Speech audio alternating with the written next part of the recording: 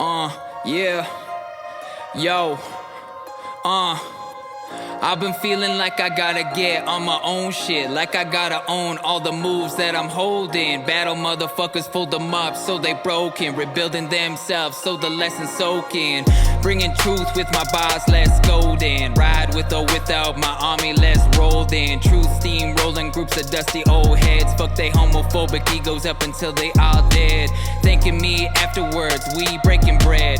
Some coming out, it was be straight or be dead. Rules to these streets, hustler elites. Native MC, bring the two-spirit feeds. Bringing balance to the force like Obi-Wan said. The chosen one delivering lyrics, made a spirit led. The quality of our sleep, how we make our beds. Teaching these OGs how to wake up and use their heads. Big ups to those coming from the Zulu. Big ups to the blacks and Latinx hoodoo. Put hip-hop culture together like guru. Hip-hop true like black religion voodoo. And my people, episode 4 right now. Yo, Good Medicine, thank you so much for coming to the Get Into the Bag podcast show. We're going to talk to you a little bit about how you became Good Medicine, what you got going on, what you're doing for the community, and what's coming next for you. Right. So if you want to let the people know, how did you become MC Good Medicine? Well, when I think back, it really starts with when I was writing poems for Christmas gifts for people because we didn't have money, to give to folks. So that's like where I started writing poetry. I remember starting to rap, like feeling beats, feeling like freestyling, and just rapping in my basement on my own for like probably 2 years. And then I remember Zoe Z the Free was like hitting me up to come to Cypher Club all the time. So then I started going to Cypher Club, and that was really cool because like I'd never really rapped with anybody, let alone like showed up every week to like freestyle and practice. And then it was really off of those vibes that we started doing Sweetie Treaty Show, which has just about 100 episodes. And most of those have freestyle segments where we call it the dojo, and it's just meant to train, sharpen your tools, That's really cool. You want to be fresh as an MC. You want to be trained up. I'm probably not as trained up right now, as 50 Cent. Yeah, not looking fresh like 50, but Yeah. That's really cool, man. I definitely want to talk about the Sweetie Treaty podcast and the EP that you guys dropped. But I want to go a little bit back to MC Good Medicine's beginning. You met Zoe, and then you started going to Cypher Club. When was the moment that you realized, like, okay, I'm actually pretty good at this, and this is what I want to keep pursuing? Yeah. Well, I feel like, my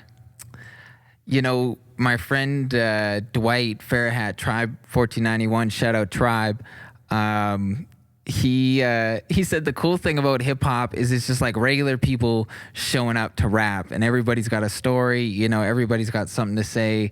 And so when I realized that the MCs that I was freestyling with, were like their own person on the mic, I could learn a lot about them, and it was just cool to see people being cool, like in like the art form, I guess, and in the culture. Yeah, definitely. That's really cool. So when you figured out that you wanted to pursue this, what was that first step that you took to like solidify your name in like the hip hop local scene? Like, did you release a music video first? Did you put out an EP first? Like, were you doing collaborations? Well, the first time that I put out music, which I guess, we were talking about like what makes a rapper, for a creative writing class, the goal was we had to write every day something, and I think it was like a page, and it was creative fiction, so I could write about whatever I wanted. And so the first EP that I did, which I like ripped the beats, and I just did it for the class sort of thing, but I ended up putting it out on Spotify. It's called Runnin'. And okay. And it was about like all the different places I had gone, and was kind of like running from who I am. Yeah. Okay. How far did you run from who you are? Like, who were you at that point that you wanted to run away from? Well, like I remember growing up feeling like, I was going to have to be like a vigilante. Like, there was a point where I was like looking to acquire a shotgun, and like I was, grew up in Prince George. It's like, it was pretty gang heavy, like dangerous out there. Like I didn't like really like bang or anything, but I definitely, was around people who were like 13 years old, taking acid and like, it was close to home. yeah. And, I was going to school with these guys. Yeah. That's good, man. That's good. So you're going to school with so these that guys? that was the start just like, and like getting kicked out of my home, and then like going to stay at my grandma's, this is all stuff that I'm like talking about, like just, angry at the world, like you're talking about that in the project Running. Yeah. With an N. That's Running with an N. That's really cool. And like, can you let the people know where they can find that right now? I'm pretty sure you can go on my SoundCloud, which is MC Good Medicine, MC space Good Medicine on SoundCloud, and you can go run up those streams. I'll go run up those streams. yeah, and that was a really cool project because that was like the first time where I felt like I got to tell a story about myself, like that felt cool. You know what I mean? Like, yeah, definitely. So like, if you could say one thing to your old self now that you've come so far and you're here today, what would you say? Oh, I would say that things get better and that it's worth it to be yourself, and also that it's hip hop to be yourself. Definitely. Can you explain a little bit more about like hip hop being yourself? Do you think that hip hop is for everybody? I guess I do, and homie Bucho, who I run youth programs with, said something really good. He's like, I believe hip hop is for everyone, but he said there's people who don't believe that, and I think it's good to have like it be okay in the culture to have conflict. And I thought that was a really good. He just says, when you got homies around you, friends around you who are like spitting that game, giving that knowledge. Yeah, like helping you out. There's like an intergenerational or like a mentorship part of hip hop, and that has really helped me. First of all, connect with myself as a Native person, and now like helping my two-spiritedness, queerness, transness, have a place and a voice. Okay, can you explain a little bit more about what that means, being two-spirited? Yeah, so the word came about an Anishinaabe person who was going to this conference. It was like the Native Gay and Lesbian Conference. That is approximately the title, in 1990. And natives, I don't know if you heard, we like really love dreams. So like this person had a dream, and this name has a direct translation in Anishinaabe. Okay. Or Ojibwa, which is the language, and Anishinaabe is the people. Okay. And so this word came about in the conference, and for us, it's like people who are, gender and sexuality diverse that are not heterosexual, sort of thing. And we used to have these in our cultures, but it went away, since getting colonized. I don't know if you've seen that or heard of that. Yeah, definitely. Colonization. When people are talking about where does hip hop come from, it was a response to colonial oppression. Like people were killing each other because the environment that was created around them from the colonizers, was really never meant for them. It was meant for them to kind of be subservient to. Yeah. And so I believe and feel that hip hop came to us as a form of liberation from colonialism. So when I think about like what is hip hop and being yourself, you know what I mean? It feels like the most hip hop shit to be yourself. And what that means. And part of that too, coming on the podcast, like I got young ones I work with, you know what I mean? Yeah. Who are a part of the queer community and who want to be hip hop or like want to be down, but like also just like anybody needs to see themselves, in that and know it's okay. So, like, for people that have not seen themselves in that type of aspect, is there any tips or advice that you would give to maybe the youth that are dealing with some certain stuff in their life that want to be in hip hop, or they just want to do anything and that it's kind of hard for them? Well, I would just say, like it's cool to be yourself. Like, that's what it is. And I feel like in a cipher, ciphers teach shit. When you're freestyling off the top, like, you're not trying to look a certain way.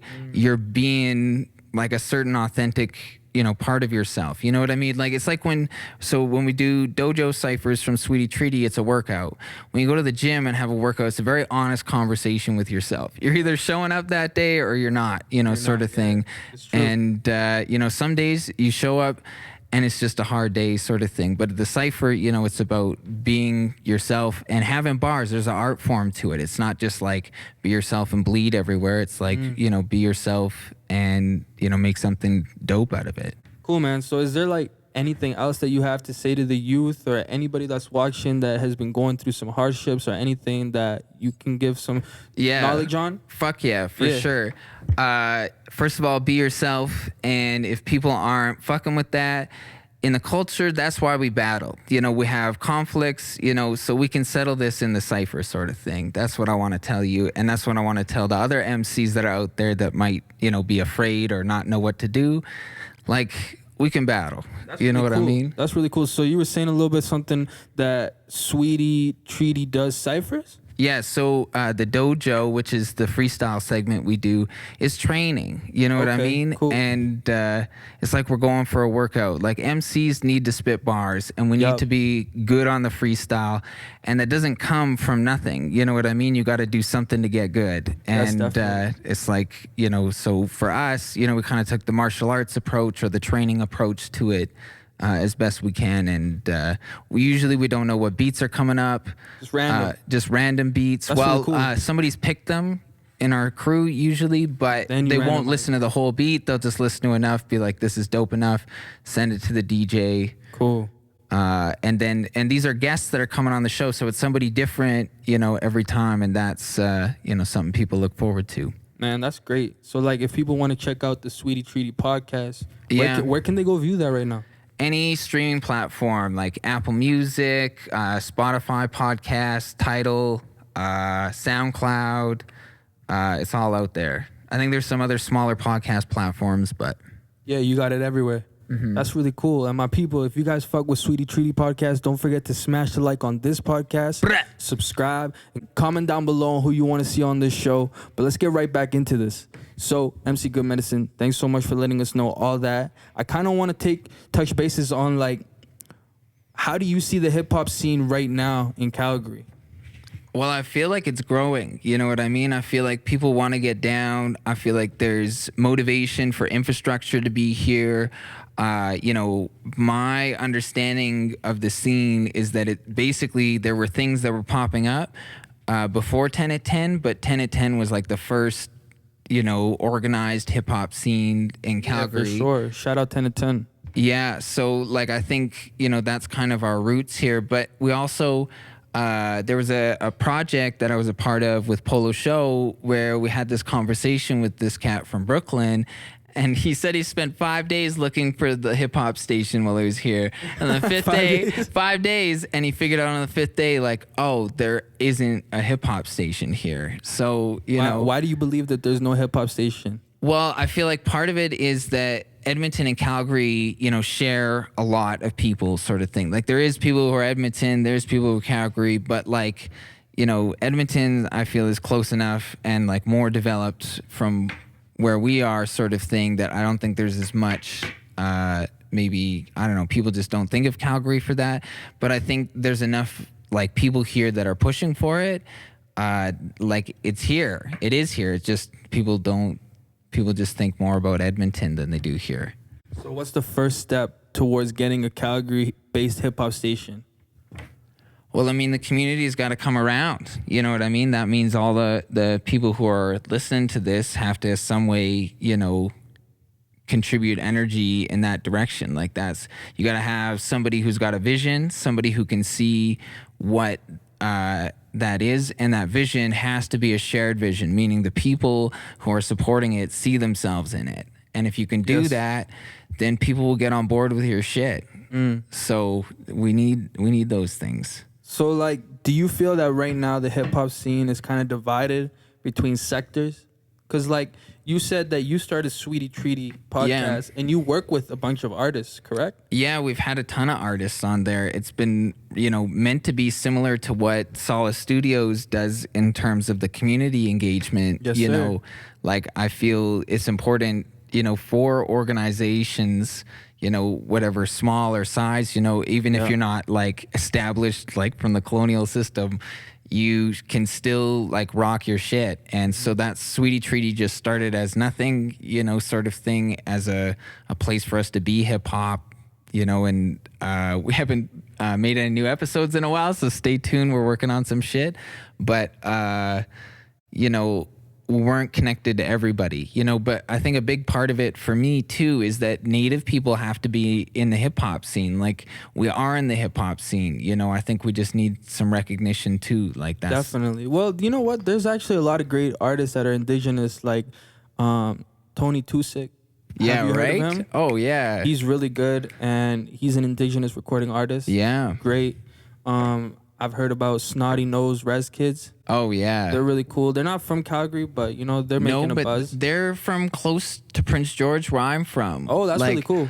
And their production, really captured, what a lot of silly white people think about Native people, well, I guess a lot of silly settler folks, think about Native people, and like these old movies where there's like a white guy like describing Native culture in this very like anthropological. So dumb. How could you have that, right? A white guy explaining the culture of, oh my word. Yeah, I mean, but this is the whole field of anthropology, but that's a whole nother episode, right? Yeah, we could talk about that, later. but I might not be the best at talking about that because, like, it might just be you have a single episode of you talking about that. Yeah, maybe a just Sweetie sit Treaty down. comeback. You come record it here at Solar Studios or something. Yeah. But nah, man, I really like your time here. I kind of want to speak more about what you have coming up in the future and your plans, and like, how are you gonna be a staple in the community for years to come?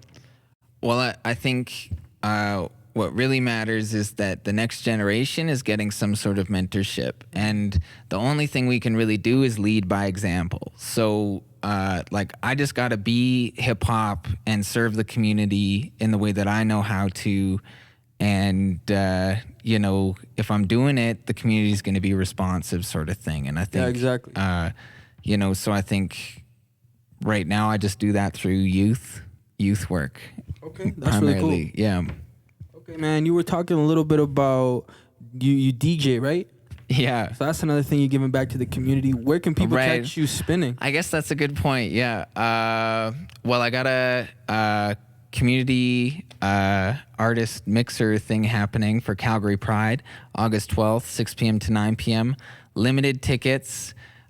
Tickets are being given away, but you got to know how to find them because there's none around. I do have a few, but yeah, I only have a limited amount. So you've been DJing, you spit a little bit, you got a little community arising. Like, if you bring back Sweetie Treaty, like, what can we expect from that? Well, I think, things always got to get better. That's the thing. And I think ideally we would bring back like the show, but it would be well produced. Like, I think before we were just like figuring stuff out, and we did develop systems and stuff, but like, you should have somebody dedicated as a videographer. You should have definitely. time dedicated to production, like time ahead of time, that you're just thinking through how everything's going to work, and also reflecting and learning from like how things worked last time.